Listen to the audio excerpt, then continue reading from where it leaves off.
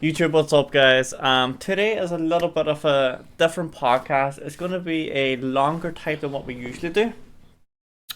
So Alexi's been on a few podcasts before now. But this one is going to be the longest podcast that I've probably ever done, and maybe the longest podcast I'll ever do as well. But there's a lot that we want to break down, and Alexi's going to tell his story, and we're just going to get to know Alexi as a person because Alexi now, the person I know, to Alexi, who the person I knew years ago, is completely different. I'm going to say ends of the spectrum, but that might sound a little bit wrong. It's like, Yeah. when we get onto the story, you'll know, we'll get onto everything, you'll kind of know what it is. But first, me and Alexi met in university. And do you want to tell them the first time that we met, what happened? Yeah, so there was the student bar at the time was called the Randy Dragon. Yeah. Wasn't it? Randy, I think it was Randy, yeah. Yeah, Randy Dragon. And I can't remember exactly what the reason was that we met, but we were obviously both in there. I think I knew some people I think Ryan. who knew a couple of people that were in your sort of group that you were with. So I was first year university and you were... I would have been... Was I first year as well? No, I think you were your... Because were you an alum of like Ryan and Connor and all those guys? Yeah, they were my housemates in second year. Yeah, so the first day I came over to Wales, I flew over here. Mum came over with me like the day before. Yeah. And then we stayed in like an apartment not long out here, but I went to Ryan's house the very first day I came here. Which one was it? Um, Can you remember where? Subway. Just around the corner from Yeah. Subway. Yeah. Yeah. So the very first day I came to Wales from Ireland, I went to his house. We sat and played FIFA for a bit. And then I went back to the apartment. Then I moved in to the halls. And then I think it was maybe like that week or the next week that... I'm surprised I didn't see you in the house. You probably... Considering I lived there. Yeah, that's mad. The first time I came to Wales, I was in your house. Crazy. But yeah, I went there because like we were all in a group chat together. Yeah. And I'd known Ryan for a couple of months, maybe a couple of weeks prior to coming over. Yeah. So it's all, whenever we get here, we'll go for a pint or whatever. But Yeah, I went to his house like 10 o'clock at night. You were probably sleeping or don't know what you were doing. We played FIFA for a bit, and then I think it was like that week or the next week we went to the Randy for drinks. Yeah. And obviously you knew because you were his housemate, obviously. Yeah. So But yeah, no. So the story sort of obviously like the first time that we ever met was so in the bar, and were you fighting at the time? Not like fighting someone in the bar, but like we scrapping. were you like did you used to fight, or was it just that you were going to the gym? I used to go gym, but I used to do boxing and football back home, and then I got injured, and I just done gym. Yeah. I didn't go back to anything. So I think maybe we were speaking about things, and you mentioned that you used to box. Yeah. And at the time, I probably had a couple of drinks, and I think we both had a couple of drinks. When yeah. But no, so it just got to this sort of like man off sort of thing, wasn't it? So see who the alpha was going to be. Punch me in the stomach, and you know, I'll see how hard you can punch. And so I was there. I would argue I took the punch pretty well. I can't remember if I took your punch pretty well. I don't think I even punched you because I'm pretty sure the bouncer came over straight away, and he was we were sat by the door. We were right beside the door, and the bouncer was squashed us. Just like, come on, boys, I know you're having a laugh, but let's cut that out. Yeah. So the first time we ever met was I punched Alexi in the stomach. I don't know if he punched me in the stomach, and then the bouncer told us after stop being dicks. Really. Basically, yeah. Yeah, that was the first time I ever met. Yeah. And the rest I'm still like shook that you were in my house and I didn't meet you. I could have been at work. You could have been work. Was I working at that point? I don't know. Yeah, it was the very first day I came over here. I went straight to. Well, I say straight. We came over and my mum went shopping because we needed to get a few things for where I was moving on. And she was, I'm going to go to bed. It was like 10, 11 o'clock at night. I was like, Ryan said he's in the house. I'll come over and go play some FIFA. She's like, yeah, that's fine. Just, I'll keep, you got the key to the apartment and I come back whenever. Yeah. God knows what time I get back. But yeah, that was the first time we ever met. But the whole concept of this podcast isn't how we met. It's the aftermath of what happened. Mm-hmm. And the people that we became in university. Yeah. The person I became in university was different to the person I was back home, was different to the person I am now. Yeah. I was on the belief that university was just party, party, party, party, and party. That was it. And that's basically what I made university into. But university wasn't. University was good. The partying lifestyle I'll never do again, but it was good to experience it, have it, and look back at the memories that I made with everyone, with you, with Tom, with Will, with everyone. But now it's like, a part of me is like, oh, I could never do that. Even one day again, I could never. No, I mean, obviously, you say that for you, uni was party. So Yeah. With me and uni, so I originally was meant to be studying chemistry. Okay. So I messed up my A levels. Because sort of stuff was going on at home and that type of thing. So I messed up my A levels. I was living in England at the time. Obviously, I'd moved away. Yeah. From Cardiff. And sort of I was set on coming back. So accepted this place for chemistry with a foundation year, but deferred it because I got an apprenticeship at the WRU. Oh, yeah. So then, for people who don't know what WRU is, it's the Welsh Rugby Union. Welsh Rugby Union. So Alexi was a referee. So I started refereeing through that. Okay. Yeah. So it was like coaching, community coaching, events, that type of thing that we were doing. But yeah, so because of that apprenticeship, then I sort of moved over. What did you do? Study rugby coaching and performance. That's it. Obviously that's in Ryan was on my course. Yeah. So I done strength conditioning. So we would have been in the sports centre, same days, same times, basically. Yeah. I miss that gym. See if we had that gym here, bro. Oh my days! That gym is a multi-million-pound gym. It was, very good. When I've seen, well, you probably seen more than me. I've seen South Africa train. I've seen Estebeth in person. Yeah, I mean, I've never seen anyone when they were there. Did you? No, because we spent most of our time in the indoor pitch. Because we were doing more we were in the gym for the first session. Then they were like split, and then the second we had go take a break. Second session we're upstairs, but the second session was Nathan was my lecturer. Yeah, and he had to go down and speak to the boy, someone who was taking the rugby team. So we literally stood on like the balcony, but looking down at the gym, and I watched Afterlife, Colby, and all train, and they're shit at football. They were like someone were training hard. Like this is maybe a couple of days before they play Wales in the Autumn Internationals, I think it is. Then a few of them would sneak off, like Colby would sneak off and start playing football on the football pitch, like the indoor pitch. And they're so bad at football, but the weights they were lifting, scary how easy they made it look. Yeah, how easy they made it look. Scary. But yeah, I've seen South Africa. I've seen, I want to say Georgia, but I think that's wrong. Who else? I think Georgia may have been. Was it Georgia? I don't know the actual sort of. Yeah, so like the multi-million-pound gym, all the big rugby teams, whenever they come over to Wales to play Wales and rugby, would use the facilities, and we were lucky enough as part of our lectures and our course that we used those gyms to train in. We used those gyms to coach in, and like I got to see them at the you didn't get to see them. I got to see Estebeth, and oh my god, the man's a monster. Yeah, you wouldn't want to sort of walk into him in a back alley or something. No, definitely not. I'd turn around the other way as soon as I seen him, bro. He's a scary looking man too.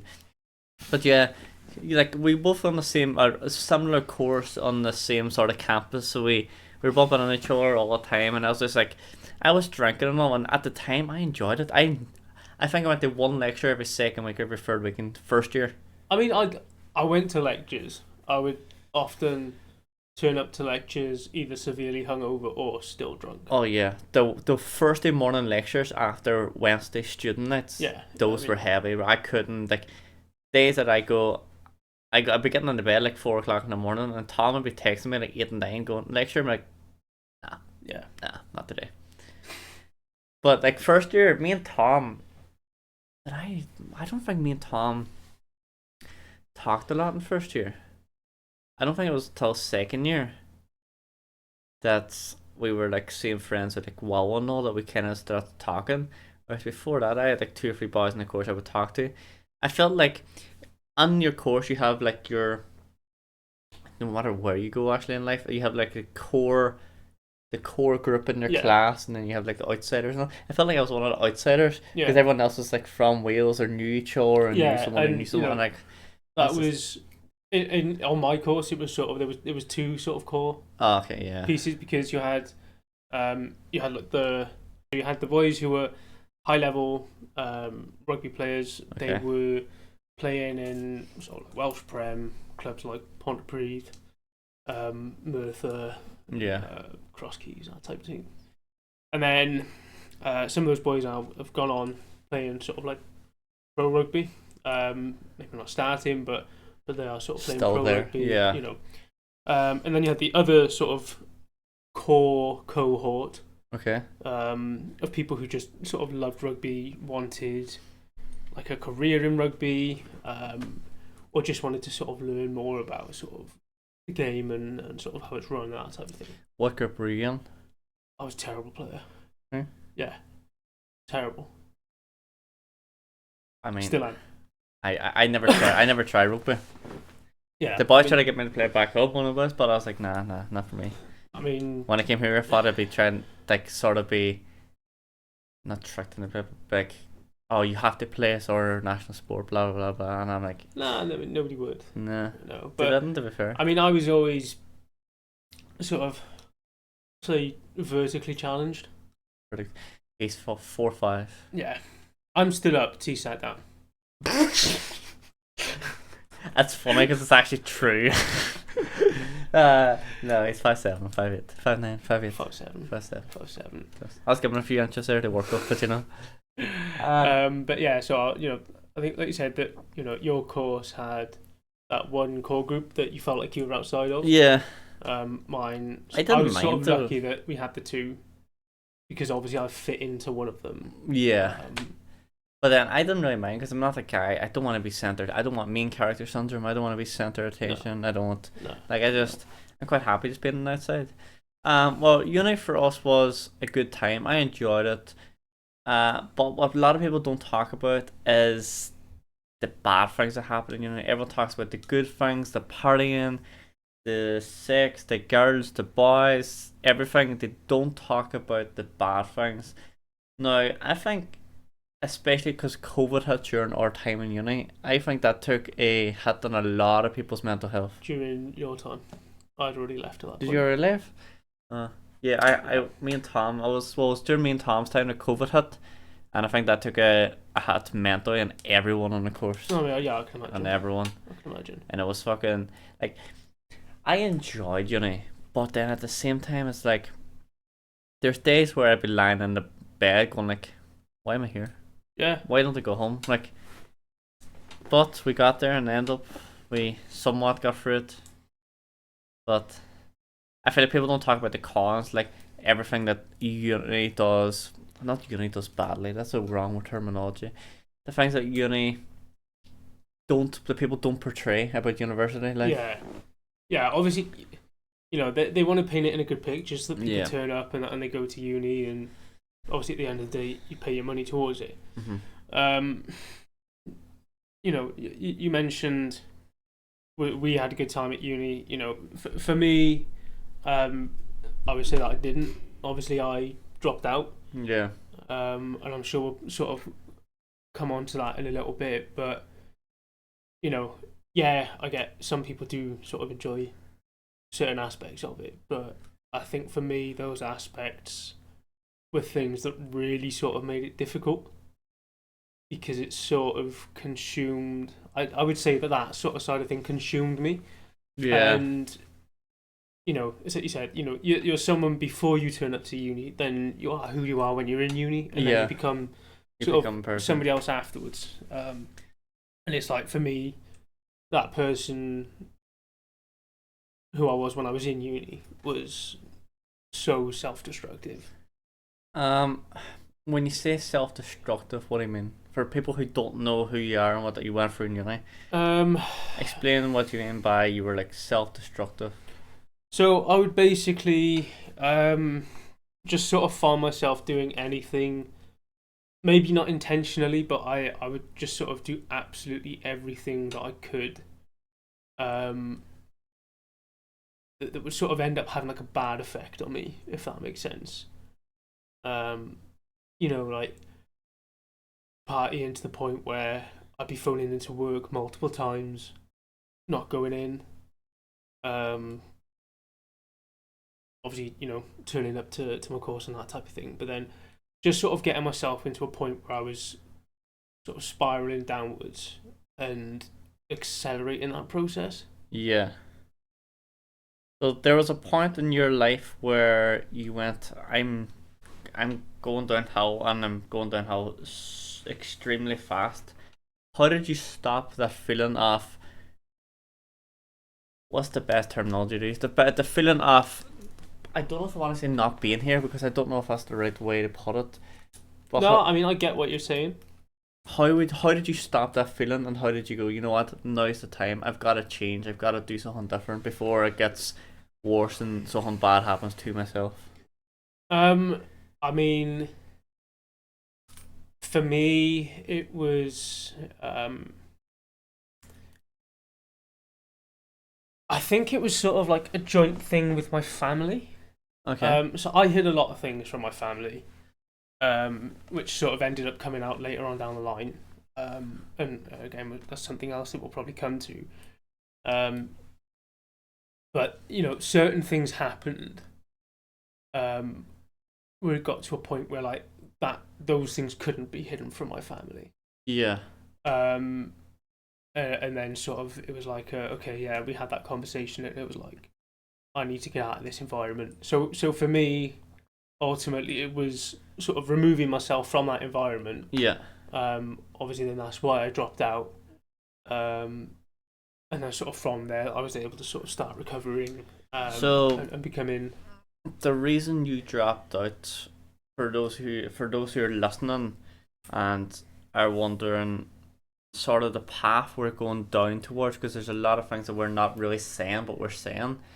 In terms of you dropped out and had the conversation with your family to drop out, what was that conversation like? Was that a hard conversation to sit down? Did you sit down with them, or did they sit you down?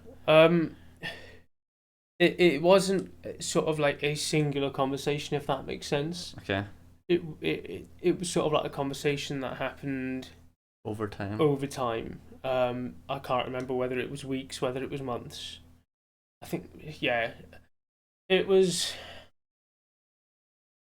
a lot of phone calls, sort of crying to my family, other people sort of speaking to my family when I couldn't. Like I remember one instance where I phoned my mum, sort of bawling my eyes out to her down the phone. So one of my housemates had to take the phone off me. He was speaking to my mum. Yeah. Because I physically couldn't speak anymore. Do you think that was the driving force to make you drop out of university? 100%. Was it the fact that you thought that you weren't making your mum proud, or you're putting your mum in a position where she felt that she done wrong in a way? No, it was never anything to do with sort of like, making anyone proud or making anyone feel sort of any type of way. It was a case of, if I don't sort of leave uni, then I probably won't be around at all. Yeah. But that's a butter swill to follow. Yeah, a butter pill to swallow. Why was that a tongue twister? Damn it. That was a butter pill to swallow in terms of where we are now and how you came to the point you're at now. So where Alexi is now compared to where he was before, like we're saying how he was struggling, he thought he was going down a bad way. He was drinking almost every day. Everything was coming at the one time, I guess. And now he's took a career path which at the start I didn't know what to think of it. Yeah. When you dropped out, I was like, if he wants to drop out, that's on him. That's no problem. It's not it didn't affect me. It's like, I'm not going to see him as much, but at the same time, if that's what he wants to do and go somewhere else, that's fine by me. But even when you dropped out, we probably seen each other more when you dropped out of uni than when we did when you were in uni. Yeah, because I mean, not everyone, but obviously, you know, there was that sort of long period of time before it burnt down that you, me, and Tom went to the gym. Yeah, the gym burnt down. Yeah. So, you know, obviously we were going to the gym. That was every day. Yeah. Every day. Every day, almost every day. Maybe like 2 rest days in a week. Yeah. All three of us go so to the gym no matter what. We saw each other a lot after I left. Obviously that's before I sort of got the job where I am now. Yeah. Because I was still sort of working for Tesco at that point. Yeah. Because I sort of didn't really have a plan when I left uni. There was no plan. It was just this is urgent. I need to get out of here. Yeah. What did you? I can make a plan after. Where did you move back home then? And so I moved back home. With just my grandparents. kept the job that you had. Yeah. Did you not think the job that you had, because of where it was and the people that you would regularly see, do you not think you might have fallen back into the trap where you were when you were in university? No. No. Because it was quite sort of a specific sort of thing when I was in uni. It was a weird combination of like the people that I was around, the accessibility of that lifestyle. Yeah. Obviously, you know, living with my grandparents, that lifestyle, that there was no accessibility to it. Yeah. Because ultimately they wouldn't put up with it, and if I'd sort of done that when I was at home, then I'd have been homeless. Yeah. They wouldn't kick me out, you know. Yeah. But you get what I mean. So it was that wasn't a concern because I was in probably what I would just call like a safe environment. Okay. But I'm trying carefully to word my questions here when I'm trying to, because I don't want to push the line too far right now. But when you say you were in a safe space when you were working, do you think that it helped not being able to, like, the drinking or, like, yes, you still have a few drinks every now and then. Yeah. But in comparison to when we were drinking in uni, I don't think me and you drank that much together in university. No, I think I would drink with other people. Yeah. We weren't sort of in the same social, the same group, I guess you could say. We were sort of in the same social group, but then there were different sort of groups within the group. Groups within the group. Yeah. So yeah, I mean, I was in a sort of slightly different social drinking partying group. Yeah. I would say. Whereas I feel like with me, I was at the point where I don't think I was going down that route, but the amount of money I was spending on drink is and was crazy. Like, I wish I'd never done it. I mean, I'm still paying for it. Same. Yeah. But hopefully by the end of this year, that'll be it done, and then I don't have to worry about the mistakes I made in uni, everything I ran up in uni. I don't have to worry about that anymore, and everything I can be like, because I dropped out in the COVID year, and I forgot to tell. Well, I told the course, and assumed the course would tell student finance. Yeah. So I didn't tell student finance. Then my student finance came on, and I didn't bother telling student finance. I thought, oh wait, maybe they're paying me because they owe it to me or whatever. And then like a year and a half later, they brought, oh yeah, by the way, you dropped out here, and we still paid you this money, so we need it back. And I was like, shit, I don't got it. Yeah. I spent it all on drink. Yeah. So it's like, so now I'm still paying that back every week, every month, but that should be paid back very, very soon, and then I can live normally again. Yeah. So why did you decide to like turn your life around? Why did you? So you found God, you found Jesus, but what pushed you in that direction? Why that direction? It's not something I would say that I decided to do. Yeah. But how did you? I think the best way to word is, how did you come to the decision? How did I come into that? So, it's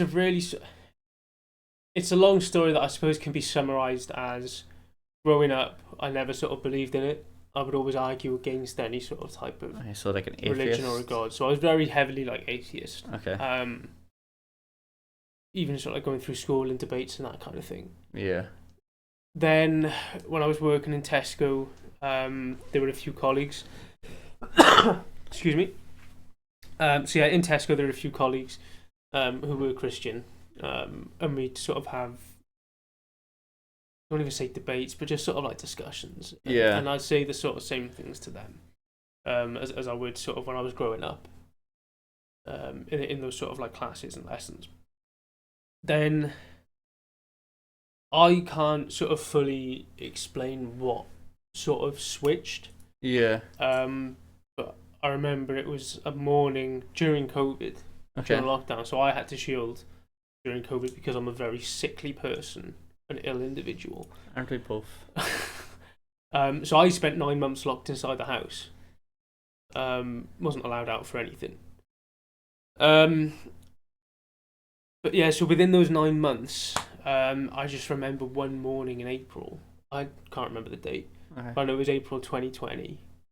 Where I just sort of woke up, and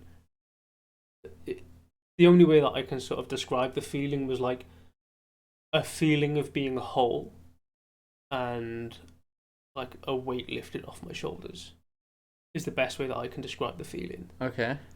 So I messaged a friend of mine. So weird fact about me, I play the bagpipes. And I had a friend of mine from when I was living in England from the army. So I messaged them. They knew, knowing they were Christian. Yeah. I messaged them. I was like, look, I want to talk about things. You know, I'm feeling some type of way. I just want to sort of talk about it. So we spoke about things. They then put me in touch with somebody that they know from a conference that they would go to. Okay. That person is at my current church. Oh, okay, perfect. One of the sort of leadership team at my current church. And then sort of started watching live streams of the services because obviously it was still during COVID. During COVID, yeah. People couldn't sort of go into church. And then when we were allowed into church, I'd go in, did some sort of, I don't want to say courses, but it's sort of like courses where you just sort of go through like a book in the Bible. So like the first one that I did was a course called Christianity Explored. Okay. Which is basically just sort of talking about what actually is Christianity. Then I've done another one, Discipleship Explored, which is talking about what is discipleship. But yeah, so just sort of really went into the church, and then sort of just spent time there, reading, studying, and the more that I would sort of look into things, the more everything sort of started to make sense and falling into place and fitting into where it should be, if that makes sense. I remember you got baptized during COVID. No, just after COVID. Last year. Was it last? I last thought year. It was longer than that. Oh my days. 30th of April, 2023. Because I was on a live stream. Yes. Wow, I'm not even here a year. What the hell? Because I remember watching it, but I thought I was watching it in my old flat apartment, but I must have been watching it here. I thought I was watching it in my own apartment, but I don't know. Yeah. But yeah, I remember me and Tom, because we were going to the gym at the time. Yeah. And you were telling us about it, and me and Tom watched individually.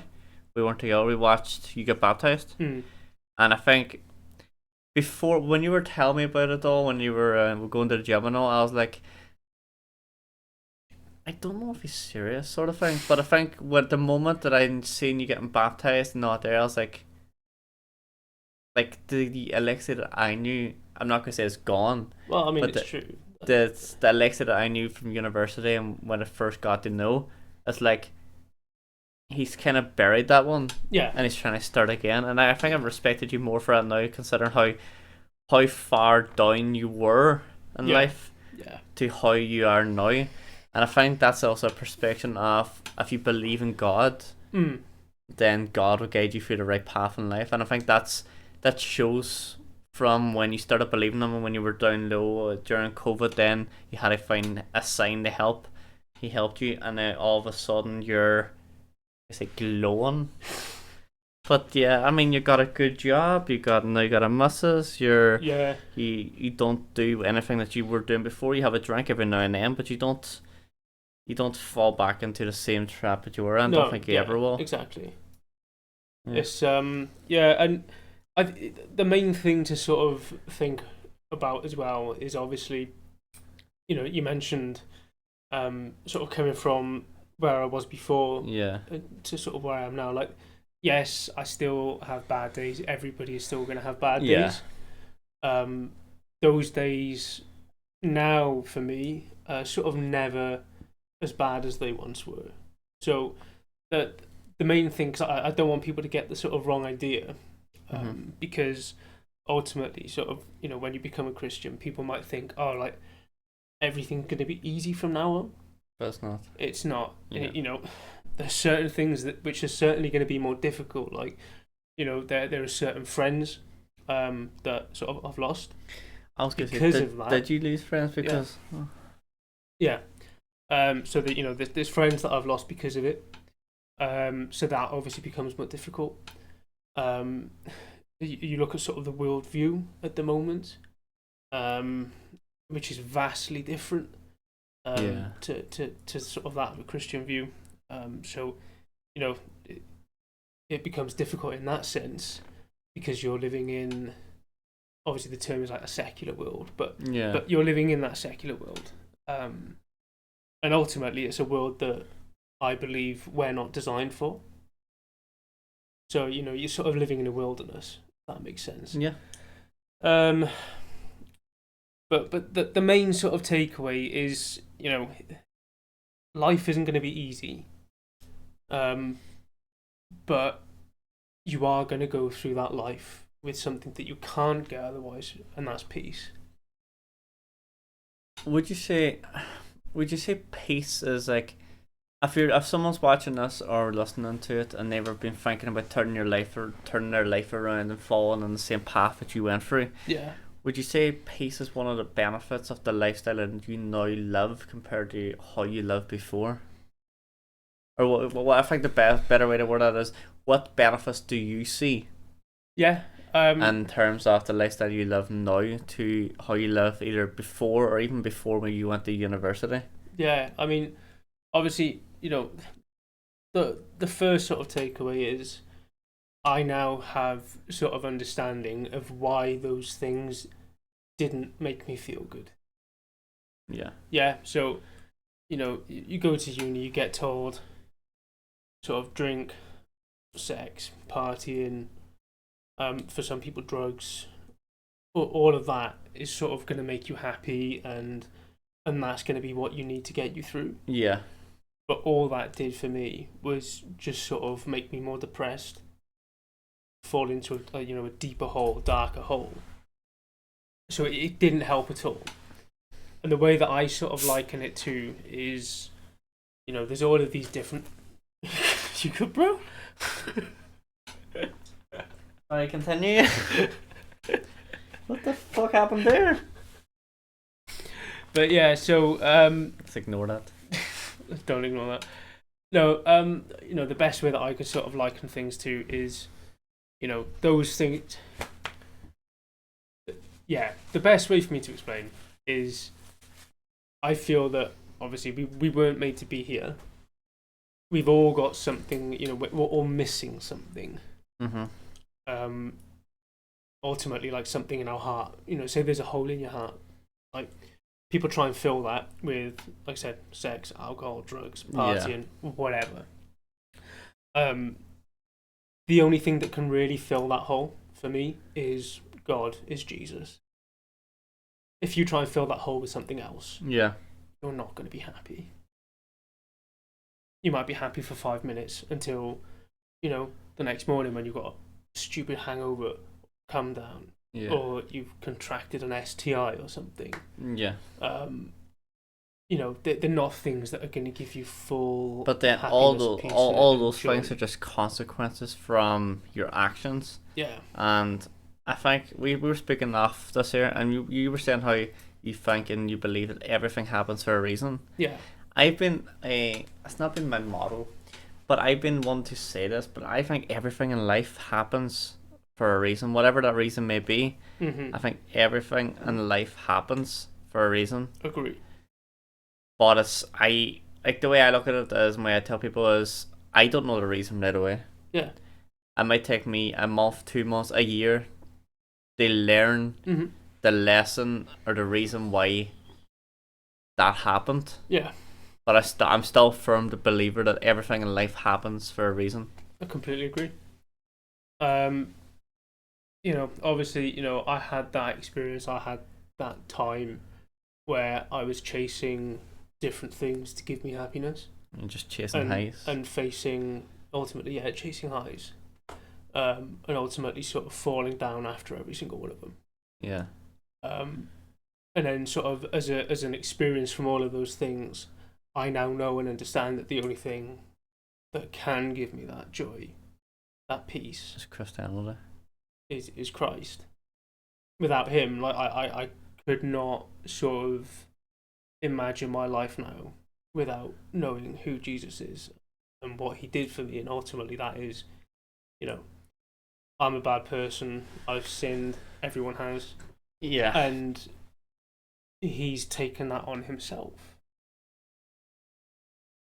So it's not something I need to worry about. Yeah, but right, here's the way I look at it. Well, not the way I look at it.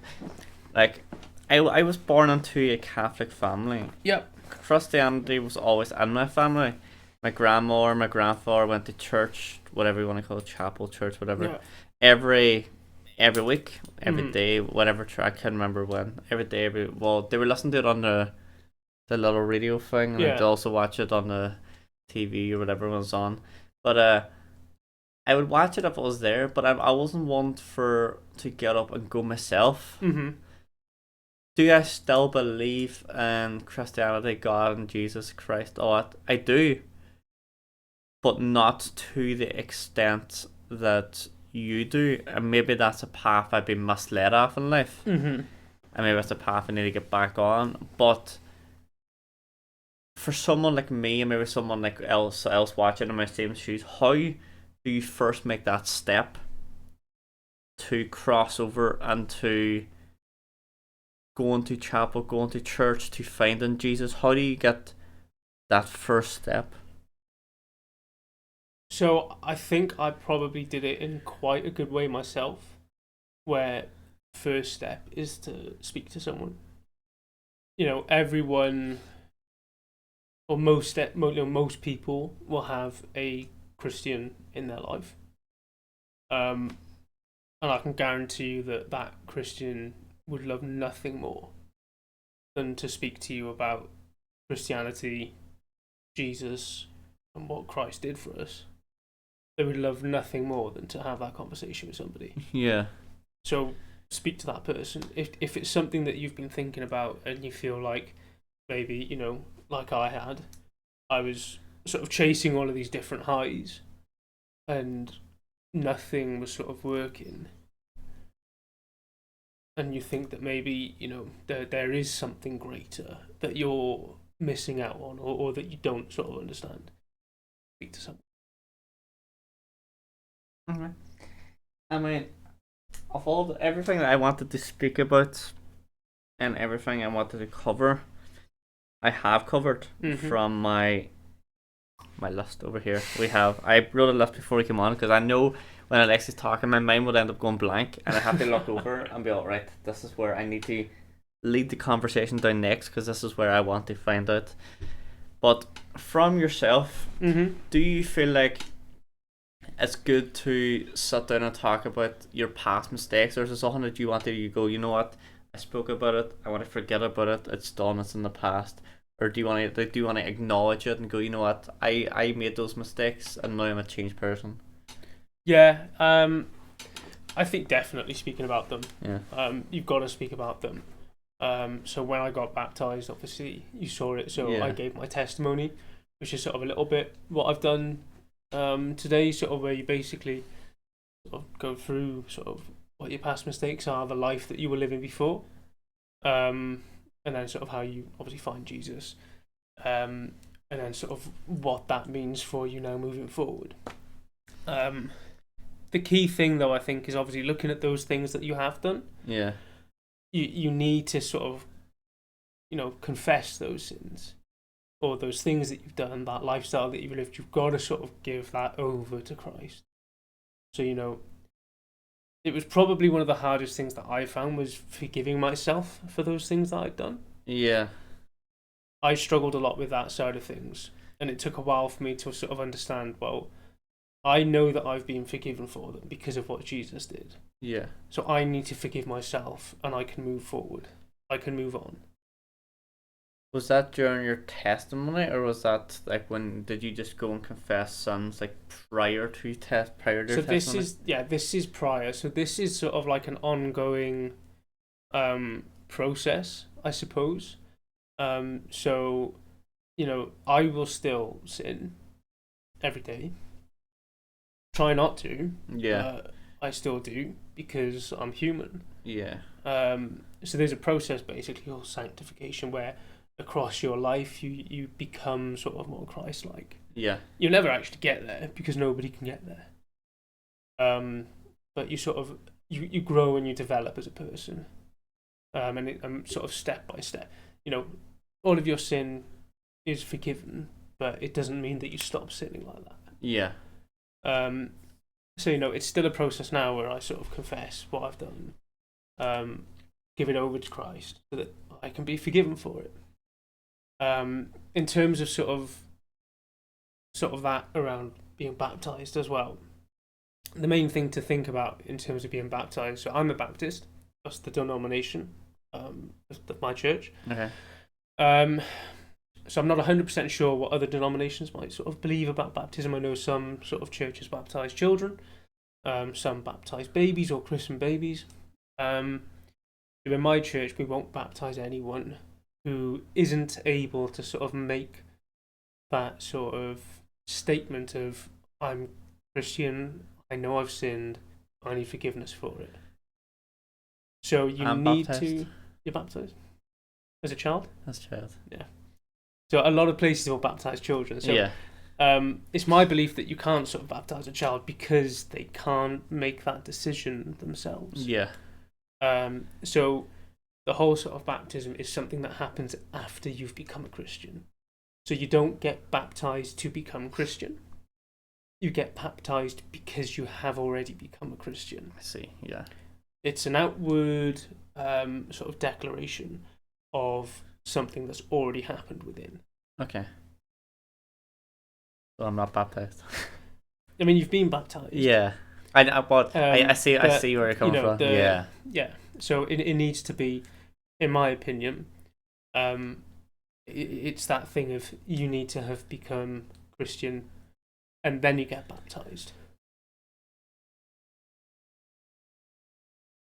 Okay. That makes sense to me. It does make sense. I'm just trying to deep everything you're saying right now, Yeah. as is probably everyone watching right now as well.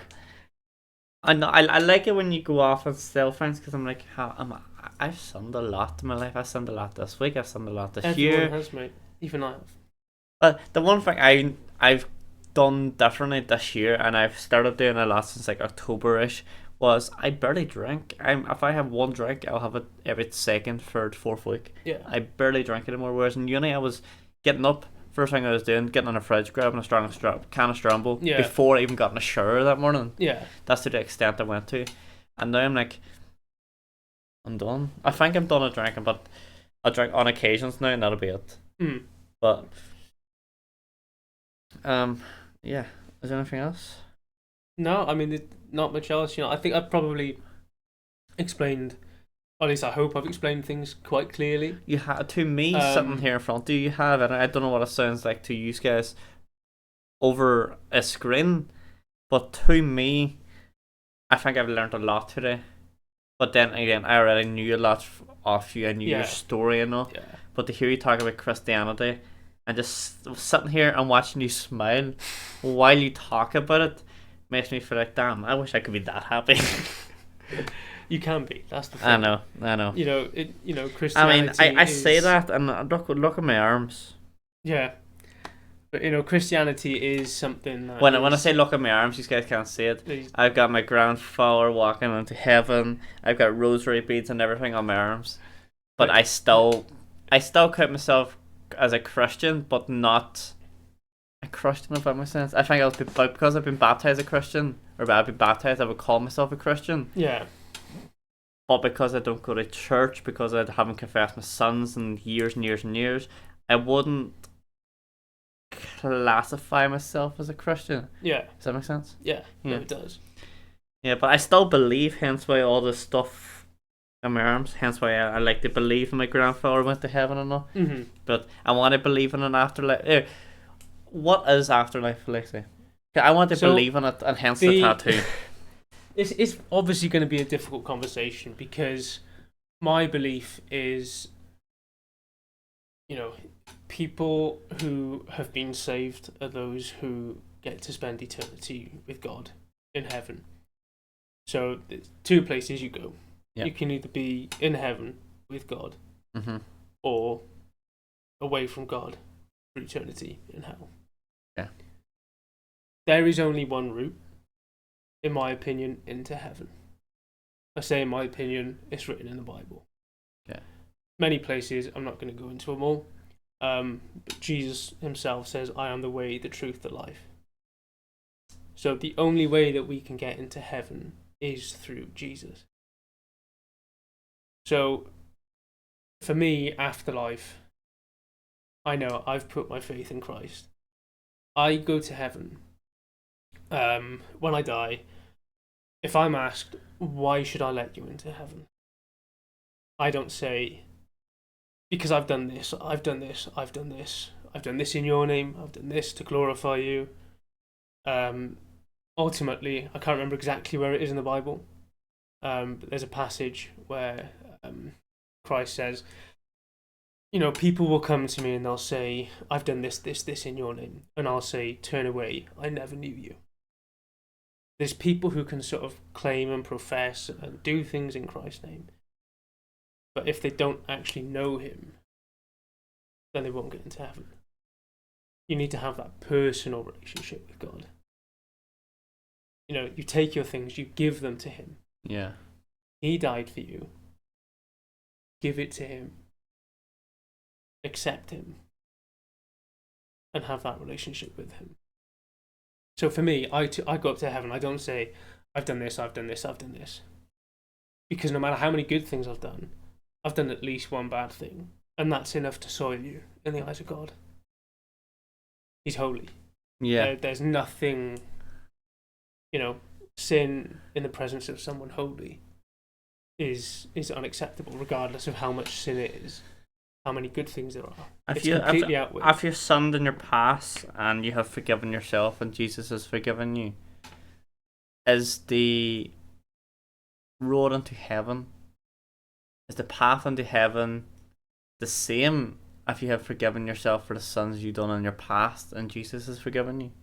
So ultimately, the path into heaven is, and this is sort of where I'm trying to get to, is I'll go up there and I'll be asked, why should you be let into heaven? I don't say, because of what I've done. Yeah. I say, do you know what, God? I don't deserve to come into heaven. I don't. I've done this, this, this. I don't deserve to be here. But the reason that I'm here is because of Jesus and what he did. Not on me, it's him. That's why I should be in heaven. Because I know what he did for me. Yeah. And this episode is going to be a lot for a lot of people to take in. A lot for a lot of people to take in. Me sitting here right now and listening to it, yes, I've got my questions about my own faith. I'm sure you guys have good questions as well. So if you do want to see a part 2, etc., where we just learn Christianity, we learn Alexi's faith, we have questions from you guys which Alexi will answer. It's up to you guys. So me sitting right here, I feel like I'm learning something. And usually my podcast is not a learning place. Usually when I put them on YouTube and they say what category, I go entertainment. This one I'm going to have to go education because I'm learning so much today. But I'm like, this shouldn't be it. I say this shouldn't be an educational podcast. This should be an educational podcast. But when I sat down here with you, I didn't think I would have as many questions as I did have. So apologies for the long video, guys. I mean, you did say it's going to be the longest podcast. I just don't think you were expecting it to be maybe this long. No, it's this plus 10. Yeah. So, yeah. Before we do end, is there anything that you want to tell people who are watching? Any message you want to try and get across to everyone watching? Yeah, I mean, obviously, I've touched on it already, in terms of sort of what Christianity has done in my life. And ultimately, I've said, it is available to everyone. There's nobody sort of that can't sort of have that same experience. So, there have been times where I've said to myself, why me? I've been a terrible person in my past. Why me? Ultimately, your past doesn't matter. It doesn't matter what you've done. Jesus died for everyone who puts their faith in him. If you put your faith in him, he died for you. Doesn't matter what you've done. You haven't been too bad.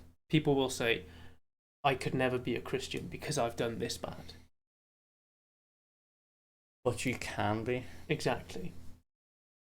I'm learning. You see, I finished the sentence. I'm learning today. It is for absolutely everyone. If you have got questions, speak to somebody about it. Open your heart up. Pray about it. Whether you believe or whether you don't believe, pray. Try and speak to God. Try and hear him speaking back to you. Because it's difficult. They say God speaks in whispers. Sometimes he'll shout. I felt him shouting at me. Not in a bad way, but he was calling me in a way that I couldn't ignore. But sometimes it's going to be quiet. But you just need to sort of take that time. Take that quiet space. Speak to him. Listen. You might feel stupid when you do it. I did. The first couple of times I prayed, I didn't have a clue what I was doing. I used to pray every night before I went to bed when I was younger. Yeah. Every night. Before I got into bed, Mum and Dad would make me, before I kneel before my bed, say a prayer or two, and then I sleep. Every night. I don't know why I stopped it. I honestly don't. But yeah, I mean, I would say, ultimately, you haven't done too bad to be forgiven. Christ will forgive you. Open up to him. Well, I think that's a good way to end. And he loves you. That's a perfect way to end. End all. That's the perfect way to end. Well, Alexi, thank you for coming on. No worries, I think that was good. I wanted Alexi on to tell a story because I knew that Alexi had a rough life in terms of university, where we knew him to where he came now, how far and how well he's doing now to how far he's come, and the good life you're living now compared to the bad life you were living before, I guess you could put it. And I wanted him on to tell a story, but I feel like he told more than a story as well. I think he opened up for a lot of these guys, so hopefully you guys did enjoy that. If you did, make sure to like and subscribe as always. Thank you for Alexi. If you want to see more of me and Alexi, guys, do let me know as well. Yeah, I'm actually lost for words. Alexi stole this whole podcast, and it may just be renamed because I should be I had so many questions. You were the host, mate. You asked the questions. I still have questions. Part 2 comes soon. If you do like, guys, make sure to like and subscribe. It's been your boy T. Thank you very much again for Alexi. Please show your appreciation and support in the comments down below for Alexi as well, guys. He's come a long way, and I feel like words of encouragement is a way to show love to all our people. So thank you very much for watching. It's been your boy T, and peace out. Been a pleasure. Good night.